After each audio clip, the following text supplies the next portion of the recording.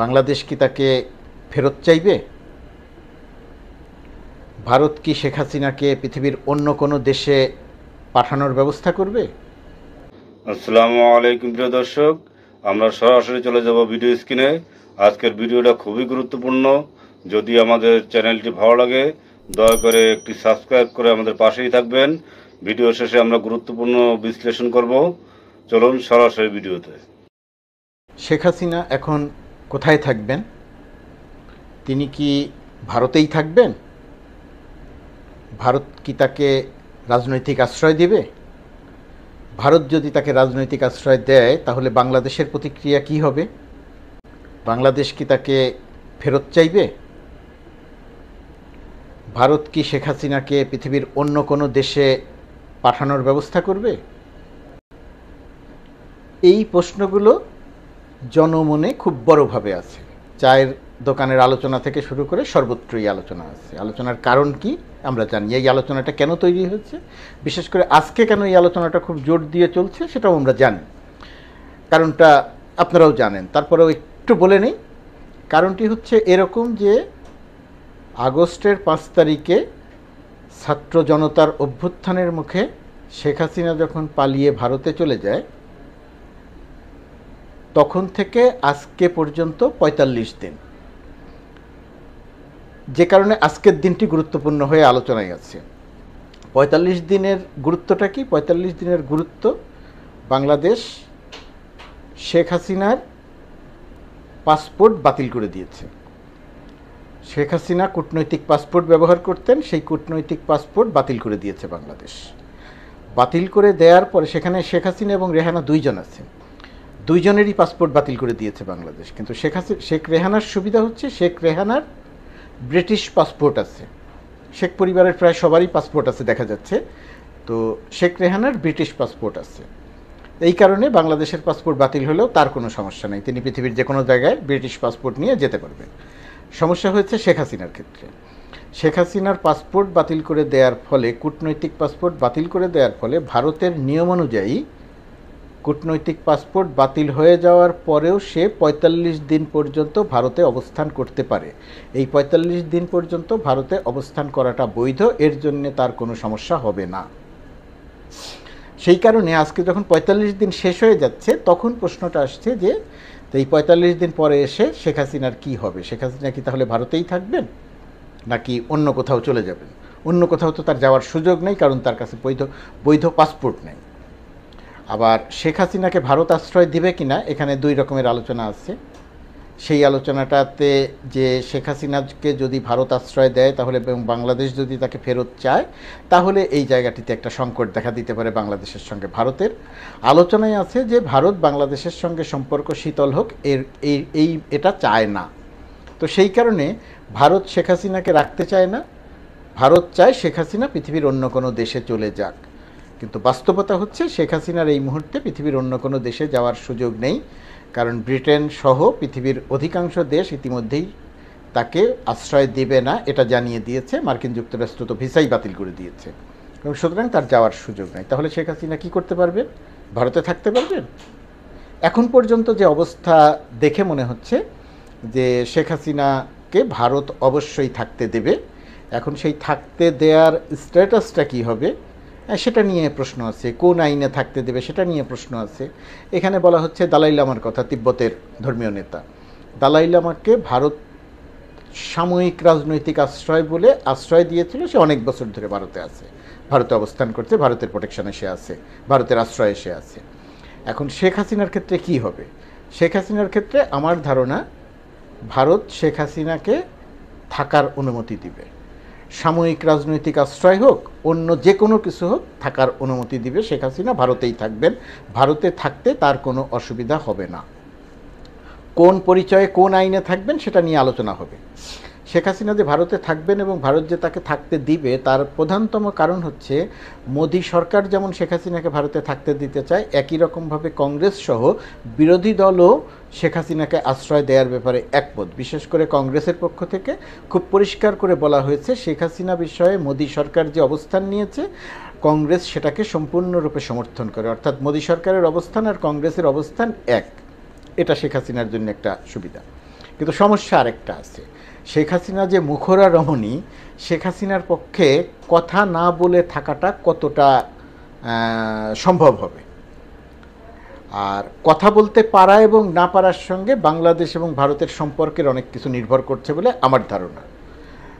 বিষয়টি এরকম যে শেখ হাসিনাকে যদি ভারত, যদি নয় শেখ হাসিনাকে ভারত আশ্রয় দিবে, থাকতে দিবে, বাংলাদেশ এটা নিয়ে কোনো কথা বলবে না। কেন থাকতে দিল, থাকতে দেওয়া উচিত নয়, এই দাবি বাংলাদেশ করবে বলে আমার মনে হয় না। শেখ হাসিনাকে বাংলাদেশ ফেরত চাইবে, যে ফেরত দাও, আমি ফেরত এনে বিচার করব, সেটাও সরকার করবে বলে আমার কাছে মনে হয় না।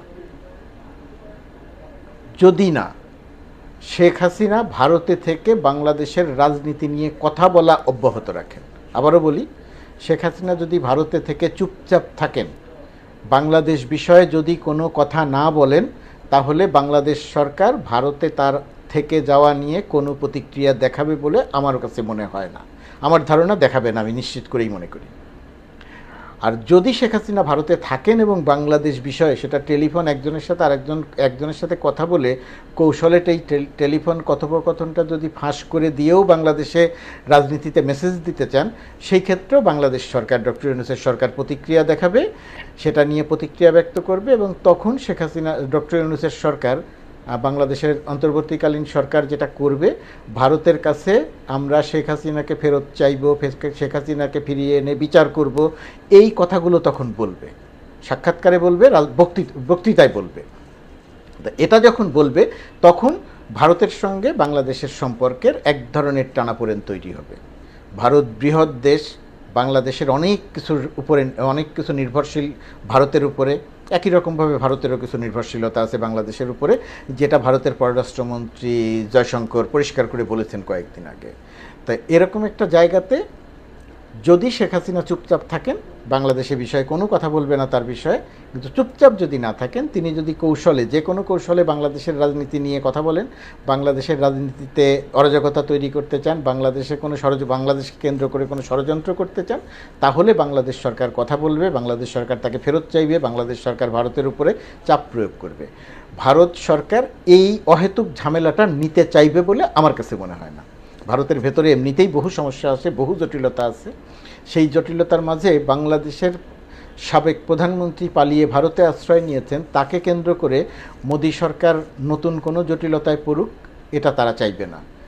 তার মানে হচ্ছে শেখ হাসিনাকে কোথায় থাকবেন, নানা জল্পনা কল্পনা আছে, এবং এই জল্পনা কল্পনাটা থাকবে। ব্রিটেনের একটা পত্রিকা কয়েকদিন আগে দেখলাম গল্প লিখেছে, শেখ হাসিনা পার্কে ঘুরে বেড়াচ্ছেন বোনের সঙ্গে, মেয়ের সঙ্গে, এরকম গল্প নানাবিধভাবে চলবে। কিন্তু বাস্তবতা হচ্ছে ভারত শেখ হাসিনাকে থাকতে দেবে, এবং সেটা কঠোরভাবে গোপনীয়তার মধ্যে। তিনি কোথায় থাকবেন সেটাও কারো জানা থাকবে না, তিনি কথা বলতে পারবেন সেটাও অস্বাভাবিক, তিনি হয়তো কথাও বলবেন না, বা তাকে কথাও হয়তো বলতে দেয়া হবে না, তার ভিত্তিতেই তিনি ভারতে থাকতে পারবেন। এটা আমার ধারণা যে মোটামুটিভাবে মেনে চলতে হবে শেখ হাসিনার। যদি সেটা মেনে না চলে, তাহলে ভারতের জন্য শেখ হাসিনা একটা মাথা ব্যথার কারণ হবে, এবং ভারত তখন শেখ হাসিনাকে আশ্রয় দেবে কি দেবে না সেটা নিয়ে দ্বিতীয়বার চিন্তা করবে। তবে আমার ধারণা যে এই চিন্তা ভারতকে করতে হবে না, এবং এই রিস্ক শেখ হাসিনা নিজেও নেবেন না। শেখ হাসিনা ভারতে থাকবেন, চুপচাপ থাকবেন। বাংলাদেশের রাজনীতি নিয়ে শেখ হাসিনা কি বলছেন সেটা হয়তো অন্য নেতারা কোনো না কোনোভাবে কথা বলবেন। শেখ হাসিনা সরাসরি বাংলাদেশের রাজনীতি নিয়ে কথা বলবেন, এই ঝুঁকি শেখ হাসিনা নিতে চাইবেন বলে আমার কাছে মনে হয় না। ভারতও তাকে এই কথা বলতে দিবে, সেরকম একটা পরিবেশ পরিস্থিতি তৈরি হোক, সেটা চাইবেন বলে আমার কাছে মনে হয় না। তার মানে হচ্ছে শেখ হাসিনা পালিয়ে ভারতে আশ্রয় নিয়েছেন, তিনি ভারতেই থাকবেন, গোপনীয়ভাবে থাকবেন। তার গতিবিধি, চলাচল, কথাবার্তা কোনো কিছুই হয়তো দৃশ্যমান হবে না। তার মানে তিনি এক ধরনের গৃহবন্দী অবস্থাতেই, গৃহবন্দী শব্দটা বলা ঠিক নয়, এখানে অন্য কোনো শব্দ বলতে পারলে ভালো হতো, অর্থাৎ তিনি চুপচাপ থাকতে বাধ্য হবেন। এবং চুপচাপ থাকতে যদি বাধ্য হন, তাহলে বাংলাদেশ ভারত সম্পর্ক শেখ হাসিনাকে কেন্দ্র করে এখনও যে কিছুটা শীতল আছে বলে মনে করা হচ্ছে, এটা আস্তে আস্তে কেটে যাবে। তবে সেটা অনেকখানি কেটে যেত বা যেতে পারত, সেটা যদি ডক্টর ইউনূসের সঙ্গে নরেন্দ্র মোদীর যদি নিউ ইয়র্কে এবারে একটি বৈঠক হতো। তো বৈঠকটি হচ্ছে না বলেই ভারতের গণমাধ্যম সংবাদ জানিয়েছে। সেটা না হলেও যে বাংলাদেশের সঙ্গে ভারতের সম্পর্ক খুব খারাপ হয়ে যাচ্ছে বা যাবে, সেটা মনে করার কোনো কারণ নেই। আর ভারতীয় গণমাধ্যম যে প্রচারণাটা চালাচ্ছে যে বাংলাদেশে ইসলামী শক্তি, জঙ্গি, জামাত, মৌলবাদীরা ক্ষমতা দখল করেছে, ভারতের মিডিয়ার এই প্রচারণাটা একেবারে শতভাগ অসত্য। যারা এতদিন কথা বলতে পারছিল না, তারা এক ধরনের কথা বলছে, সামনে আসছে, কিন্তু এর অর্থ এই না যে বাংলাদেশের ক্ষমতা মৌলবাদীরা দখল করেছে বা সামনের সময়টিতে দখল করবে। ভারতীয় মিডিয়ার এই প্রোপাগান্ডার সঙ্গে বাংলাদেশের বর্তমান পরিস্থিতির বা বাস্তব পরিস্থিতির কোনো মিল নেই। সেই কারণে শেখ হাসিনাকে নিয়ে বাংলাদেশে এখন জল্পনা কল্পনা যত কম হয়, ততই বাংলাদেশের জন্য মঙ্গল। প্রিয় দর্শক, আপনাদের গুরুত্বপূর্ণ মতামত জানাতে পারেন আমাদের কমেন্ট বক্সে। প্রত্যেকে ভালো থাকবেন। আল্লাহ হাফেজ।